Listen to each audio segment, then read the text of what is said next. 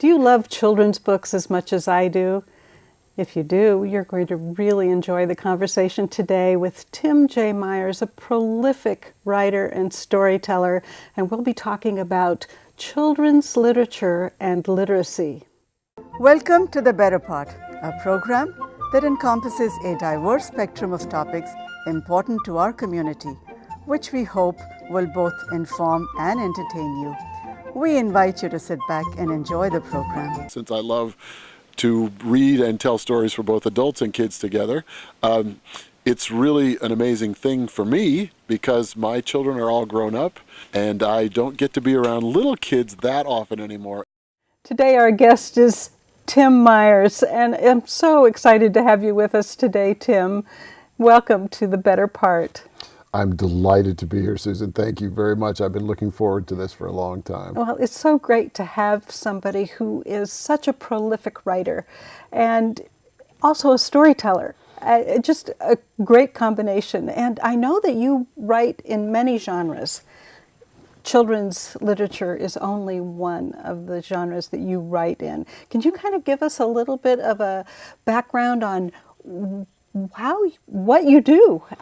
You write so many different things and so wonderfully. I would love to hear that. I appreciate that. I appreciate the word prolific too. That can mean that a person writes a lot of garbage, but it actually is something that is true about me. I hope it's not garbage, obviously. I write for kids and adults, actually for all ages, for teenagers too. And for me, it's a big part of this is that I don't personally see any real differences between writing for children or writing for adults or writing for adolescents. To me, the literary challenges and the literary payoffs are the same, not to mention the payoffs in terms of literacy. And as you mentioned, storytelling and writing together are, to me, a very, very natural combination, which, of course, there are plenty of writers who don't do storytelling and plenty of storytellers who don't write. But they are obviously both forms of story in slightly different modes. So that's a big thing for me, too. Yeah, and I know I have read your books. And which I appreciate. Thoroughly enjoyed them. Thank you. As I did when I was reading to my children. I love children's books. And I love when they're written well and when they're not written down to a level of, that's pablum. Your books are awesome. So much fun. And one of the things that I enjoyed so much was the vocabulary. Can you kind of describe your methodology in writing books for children to be read to children by adults and how that affects their learning processes and, of course, the whole literacy question. So can you kind of elaborate on that? Sure, and I think this is a great question. I have to say I love the way you framed this, too. Clearly, there are some children's books for which a low level of vocabulary is perfectly appropriate. For example, for very young children. Also, some people have written wonderful books. Dr. Seuss is a classic example, using very, very basic vocabulary. The Cat in the Hat was based on a famous, Bennett Cerf, the editor, said, "Can you write a book? I don't think it can be done. It can't be interesting with this basic vocabulary." On the other hand, as you're suggesting, people often put artificial constraints on the vocabulary that they think children can handle. Now, what I especially appreciated what you're saying about my books is I tend very much not to write down, especially in terms of vocabulary. But the key element there is the fun element. If the story is engaging, children usually can handle a surprising level of vocabulary. A perfect example of this, I often, when I present at conferences or other places, do this little bit where I ask the people in the audience to pretend that they're editors and that I'm presenting for them a manuscript that's meant for 5th graders, so 10-year-olds. And I say, you don't have the manuscript in front of you, I'm just going to tell you about the manuscript. And I list some of the vocabulary from this imaginary manuscript. So it's words like volition and furtive, and I have a long list. And then I talk about some of the themes in the book. This fits with the idea of vocabulary. That bureaucratic inertia and a political situation where terrorism is an aspect of it, and all these things. And then I ask people, would you accept this book for 10-year-olds? And they almost always say no. And I say why, and they predictably say the vocabulary is too difficult, the concepts are too difficult. And then I reveal to them that the book I'm talking about is Harry Potter. And the examples that I put in front of them are all taken straight out of Harry Potter, even from the early books, which are less complicated than the later books. Well, we know these books were not only read by 5th graders, Harry Potter books are sometimes read by 7 and 8-year-olds. How do they deal with that? Yes, and adults. So how do they deal with that vocabulary? Well, the answer is that the story is so compelling that through context and other cues, the kids can handle that vocabulary level. And The Order of the Phoenix is 870 pages long. Now this is the power of story. So all of these aspects of improving literacy through literature, when you have the motivation, children are surprisingly good at it. Oh, yeah. And they learn so much from the vocabulary and the context Right. of the story. They're so gripped by the story that in introducing some of these words that are kind of beyond their regular vocabulary, it's explained to them in the context Right. of this very gripping story what the word means. Exactly. And it sticks in their Exactly. brain. And it's interesting too, because you asked how I go about this. When I write a piece, my entire dedication, my first, I don't know what I want to say, my main impetus is to tell a good story. So I don't think, is this vocabulary advanced or not advanced? Is this theme too difficult? Now, it's not that I don't think about that at all, but my main thought is, how do I make a story that's going to be gripping, that's going to be engaging? So those other things, over time, you get better at kind of calibrating what the market will bear. So obviously, there are limits to this. You can't, nobody's gonna write the picture book, My Days in the Subprime Mortgage Crisis. That's not going to make it for the picture book. There are going to be concepts and vocabulary that aren't appropriate to that. But I don't think about those things consciously when I'm writing. I work as an artist first. Then when I revise, obviously I'm going to look and make sure that I've presented this vocabulary, for example, as just one of the elements, in a way that children will understand. But even then, too, when we think of children learning language, children learn a huge amount of their language by being in the presence of adults and hearing adults' use of language. So I'm not saying that every 9 or 10-year-old understood the phrase Scarlet Woman, which appears in Harry Potter. I mean, that's probably beyond their ken in a lot of ways. But they don't have to understand 100% to be gripped by the story, to get most of it, as you said, through context. And then we've got a kid who loves a book, who's learning words and other things hand over fist, and is in all likelihood going to keep writing. And if it's Harry Potter, J.K. Rowling's a champion. It's a series. that's right. The likelihood that kid's not going to go to the next book is about nil. Exactly. So there's and a huge reread amount. And the reread. previews. I know. Excellent point. Even myself, I have read the whole series numerous times. And each time it's like Right. it's new. That's and exactly right. It's wonderful. So I think my daughter has read the series over probably 8 or 9 times, Yeah. and which would seem a little crazy, and we're a family of readers, but I can remember Lord of the Rings was this book Yeah, for me, same thing. and I must have read it over 5 times, over a period of, say, 10 or 15 years. Yeah. Yeah. So, and I read the T-Rex, If You Give the T-Rex a Bone. And I also read The Good Babies.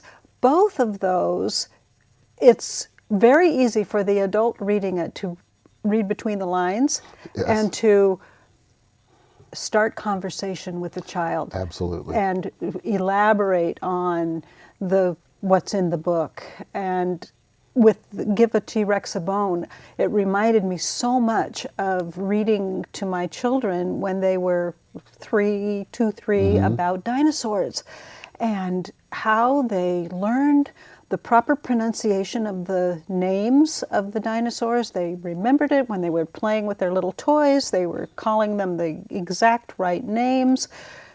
They learned so much from that process of reading to them and talking about the environment that the dinosaur was living Exactly. in. And yet this is an adventure story. I mean, the little boy is running from this Right. these different dinosaurs, but learning so much about the what it would have been like back then. And then Right. at the end, I think it's so great. At the end, you have the part that gives the adult reading the proper pronunciation so Right, that we can right. pronounce it correctly while we're reading out loud, and a little bit of the science behind it Mm-hmm. and all of that, so that it's almost like you're helping the adult teach the child in a fun way. And this means a lot to me too. For most of my children's books, not all of them, but for most of them, my aim is actually to write a book that an adult can love as much as a child. And I love adult literature, so I just finished Wolf Hall and I've read Ulysses. I love adult literature, but I love children's literature as this same person that I am, if it's well done. So this idea of sparking conversations between adults and children is at the heart of it. So part of my, I don't want to call it trickery, but if I can get an adult interested in a book, sometimes by appealing to the child and the adult, and sometimes just by the general, engagement level of the literature, then those conversations are going to take place, and those are incredibly enriching. Yeah. And you mentioned something too that's a big deal for me. When we look at vocabulary, some of the assumptions that people make are faulty when it comes to what children can handle. One particular one is the longer a word, the harder it is for a kid to handle it. And this is absolutely untrue. I mean, it's the whole big word thing. We think it's a big word, so it's harder. As an example of a big word that children don't have any trouble handling, supercalifragilisticexpialidocious. It's in a context, it has a meaning, it has a fun to it, a sound to it. One of my books is called Let's Call 'em Loud, Villy Villy, Huma Huma, Nuka Nuka, Nuka Nuka, Apua, Oi Oi. And I wrote that book, the moment of inspiration came when I had learned that there was a fish in Hawaiian waters, which is actually I believe the state fish of Hawaii, called the Huma Huma, Nuka Nuka, Apua. So it's a big word. Well, I taught it to my kids immediately because we all had so much fun saying it. Yeah, yeah. So the book is filled with some of these long words. Kids not only don't have trouble with the long words when they're presented in a fun story-based context, they positively relish the sound fun of language. Yes. And that's another reason. Reading these books, picture books, have this amazing aspect to them that most books do not. They're primarily meant to be read aloud. And that means I get to have so much fun playing with sound, playing with word sounds. And children tend to love that. And adults tend to love that too. I don't mean just mine, but I mean if I'm successful, they do. In general, and this is, by the way, one of the reasons that rap is so popular. Oh, yeah. People love the sound of spoken language. Yes. Especially when it's skillfully And done. it works in the brain. You Yes. remember the sound, the cadence, rhyme. I mean, that's why Dr. Seuss was, I grew up with Dr. Seuss being one of the very first books that I learned to read before I was in kindergarten. And it was because of that, the sound, the rhymes, the cadence, Exactly. that works with the brain. Absolutely, And it so does. that's where the literacy piece really comes in. If we're going to be raising our children so that they can read and write, that's a brain function. Absolutely And right. why not do it with fun? Well, in fact, we can push it even further. If you do it with fun, you are far more likely to be successful as a parent, as a teacher, as any adult working with children. You are far more likely to be successful with their literacy habits. For example, I think most people would agree, even though relatively few Americans read poetry, I think a lot of people would agree that's would be a sign of literacy. Because I'm a poet, my sense of this sound of language is heightened. I mean, that's one of the things poets have. So I'm able to indulge that in a huge way in my work for children. Some are more sound oriented than others. Some books, it depends on the piece. But the point there is that natural love of sound in childhood, so that kids love things like Peter Piper picked a peck of pickled peppers and supercalifragilistic and all the rest. When you tap into that, you tap into the natural motivation of human beings for language. Yes. Our natural motivation for language often gets beaten out of us or withers on the vine. And people often, by the time they're in high school, they don't like, I have to write for this class, I don't like the literature I'm reading, we over dissect it. it's a very, very natural thing. And again, rap is a beautiful example. Nobody said to the earliest rappers, you should present a form of high literature to the masses so that they rap because they love the sound of spoken language. So my overall point here, pardon me, is that the role of motivation in promoting literacy is often underappreciated. Children's books are one of the, I've made this argument many times, picture books are one of the keys to the future of America. They are not just something that you give a kid to keep the kid quiet or that'll entertain the kid. We're talking about literacy and all that it has to offer. And this is one of the strongest ways to begin it. Yeah. And I love that you mentioned picture books. The artwork in your books is beautiful. I'm very lucky. Different artists illustrating these different books. It's actually beautiful art. It is beautiful art. It's not, I'm an artist, I know art. I was just drawn in by these beautiful illustrations.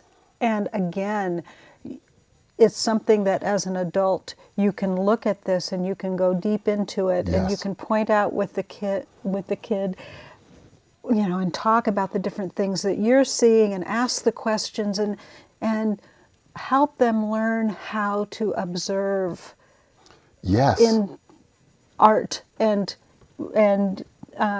visual pictures to really get into the story that the illustrations are telling, as well as the story that the words are telling. Again, Susan, this is a great point. And this point also fits perfectly with what we've been talking about previously. The art in children's books, for example, this book and some of my others, the art can easily be said to have made primarily for children. So there's a slightly, I'm going to use the word cartoonish, and I don't mean that in a negative way to these. I absolutely love the illustrations to this book by Mackie Pimentuan, who is to me a super talented artist. Oh, they're so fun. Some of my other children, I mean, look at this one. The guy's, when I saw these, I just about died. They were so wonderful. Some of my others have art that's much more agelessly oriented. For example, Oki Han, who did Boscho and the Fox and Boscho and the Riverstones, her art is fine art and will be at any level. I have a new book coming out. I'm so excited about this, by a wonderful artist and Native American, an expert in Native American culture, Winfield Coleman, who lives in San Francisco. And again, his artwork and his knowledge of Native American. My point here is that this is art, period. Yes. Whether it's for children or children or adults together, it doesn't matter. And that, your point that I love so much is this combination that makes the picture book so powerful is putting the visual with text. So language and art together are incredibly powerful. And it's not only helping, I mean, we're not only talking about improving the literacy of children, we're talking about improving their very mode of existence. And you said it, our ability to visually engage the world in a more intricate and a more appreciative way. This is one of the greatest gifts of life, and picture books can play a huge role. Yes. And if you're a child who's lucky enough to have a steady diet of picture books, then you are a long, long way down that road compared to kids who don't have it. Oh, yes. And the humanities as a whole, art and the arts and the humanities are so important. And I have a degree in comparative literature as well as fine art, and I can't tell you how I so value that, because studying the literature of many cultures and the stories of many cultures over time really shows you how that enhances the culture. And what is culture but the people, the society of that time? So this is such important work that is so much fun, and it's such a pleasure to actually be able to speak with the writer. I mean, I have such a great, I love doing what I do. I get to meet people like you. Well, vice versa, by the way, because I have to say, too, I know, too, that you work a lot in business, marketing, entrepreneurship. To me, and I hope this doesn't sound like flattery, I don't mean this at all. To me, you're modeling something that's incredibly important, which I think is something that tends to be fairly prominent in the Bay Area. I mean, we're sitting in Silicon Valley right now. Clearly, the humanities and the arts in some ways are taking a back seat to technology and science in American society today. And I'm not, the last thing I am is a neo-Luddite, anti-tech and anti-science, quite the opposite. I believe in the balance. Now, a person like you who has a foot in both of those worlds, in the commercial world as well as in this world of the humanities, and by the way, you're talking to the father of a Berkeley comparative lit major, also an English major, and because of my storytelling particularly, your point about, of all the many things that I believe you're modeling beautifully in this point about culture is huge, particularly diversity. So this ability through the humanities, particularly through art, to understand other cultures, at least to some degree, and in as diverse an area as we live in, this is obviously even more pressing on a daily practical basis. That ability is one of the absolute needs of the new globalized world. Absolutely. I mean, and we have seen, obviously, through history, how many problems result from ethnocentrism, pardon me, and ignorance on these topics. So here's a way, and I love the fact that you keep using the word fun. Here's a way for children at their level to have an experience that's pleasurable and yet be set on that road. To have this idea of other perspectives and other ways of looking at things. For example, this is a book about Japan. It's my made-up folktale in a Japanese tradition. It's about the famous Japanese poet Basho. The amazing art about Japan, which is very realistic, is by a wonderful Korean artist. Right away, kids are being exposed to an incredible amount of diversity, which also is good for adults who come on these books too, who also, all of us need that exposure. Absolutely. And I would really love it, Tim, if you could read to us from one of your books. Part of storytelling is, like you said earlier, hearing the words. And it's always so great to hear an author read their own work. So if you wouldn't mind reading from one of your books. I would be delighted. That would be really great. This book is called Good Babies. My daughter, who's now quite a mature and wonderful adult, was a horror as a child when it came to sleeping. So this book is about babies who don't sleep, but I turned it into a kind of a fairy tale. So in this book, just to set up this short passage, which I'll read, a family of trolls and a family of humans have each had new babies, but an evil witch has switched the babies, so the troll is now living with the humans, they think it's their baby. The human is now living with the trolls, and they think it's theirs. This is at the very end. But then the sound of a lullaby came to the witch. The farm wife had taken the knobby, rough-skinned baby from the high chair, and now sat with him in her lap, singing in warm, low tones. And his yellowish eyes were closed in happiness as he snuggled in her arms. Straining her ears, the witch could hear from far off a troll mother's lullaby too, drifting down in snatches with the wind from the mountains. And she knew the troll mother was rocking her own strange baby. I love it. And we moms love our babies. Whether they're our babies or not our babies, Exactly. They're the best babies. That's so sweet. That was one of the books that I really enjoyed reading. Thank you. So, thank you for reading that for us today. My pleasure. Well, let's look at a clip of a book signing that you have done here in the Bay Area. He's as bald as Mr. Shinetop, my principal. I climb a ladder to rinse him. And I love hosing down Quetzalcoatlus. Sometimes she sneaks a big bowl and douses me. I think that'd be fun, especially on a hot day, right? Yeah. They're cool. We all sigh when Spinosaurus slogs in. His fin is 20 feet long and 6 feet high.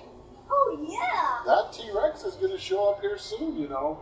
I've had run-ins with him myself, Spinosaurus says, shuddering. I try not to think about it. I gotta be brave. Yeah. Yeah. I felt pinched when they were really scary. They are scary, yeah. Stegosaurus is finicky about his fins. Make him clean his dinner plates, he orders. Yikes. What if T-Rex wants me on a dinner plate?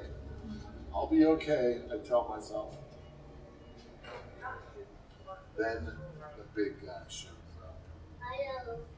There he is, thudding down the street. A monster straight out of my nightmares. His mouth is big as a cavern. His teeth are long as daggers. His footsteps make the windows rattle. Towering overhead, T-Rex stops, turns, I pass. can't wait to go hear you read more of your books. This Excellent. is just great. Tim, is there anything else you'd like to share with us today? I would. We've talked a lot about how important this all is to literacy. I think it's also important to bring up that it can be also incredibly important to helping human beings live their lives. So my book about the Hawaiian fish, Huma Huma Nuku Nuku Apawa, and the rest of it, actually underneath the surface is actually about children who come from parents from different ethnic or other groups. So in the book, the Huma Huma Nuku Nuku Apawa marries the La Vili Vili Nuku Nuku Oi Oi, and the question is, what will they name their child? At the end of the book, the child has his own name. He's called Hapa, which ironically in Hawaii is used to mean children from mixed ethnicity marriages. When the book came out, my editor had a friend, a young mother who had a 5-year-old boy. This is all in Hawaii. And the mother told my editor, who then told me that the mother read the book to the little boy. Here's a child who's thousands of miles away from me. At the end of the book, the last picture shows the little fish, and the little boy pointed to the fish and said, "That's me." Oh. So here's a kid whose parents are from different ethnic groups, who's identifying him. He's 5 years old. His identification may end relatively quickly. This is something that helped him live the life that he's trying to live in the world. So to me, this was an honor just beyond the telling. I can hardly say, I get the chills every time I think about that, because obviously as a writer, what I want to do is reach out and connect in some way. And for a moment, this kid whose name I do not know, I don't know anything about him, he and I connected across oceans and a continent for just a moment, and that was because of story. Wow, that's great. It actually, you make a difference in the world. Mm-hmm. That's great. Thank you so much for writing these incredible books. You have a few new ones that have just been released. I actually have 4 new ones coming out. They haven't been released. They're still in the process, yes. Oh, that's exciting. So when do you expect them to be out? Because they're picture books, I have no idea. For example, this wonderful artist I mentioned, Winfield Coleman, is working on the illustrations for one.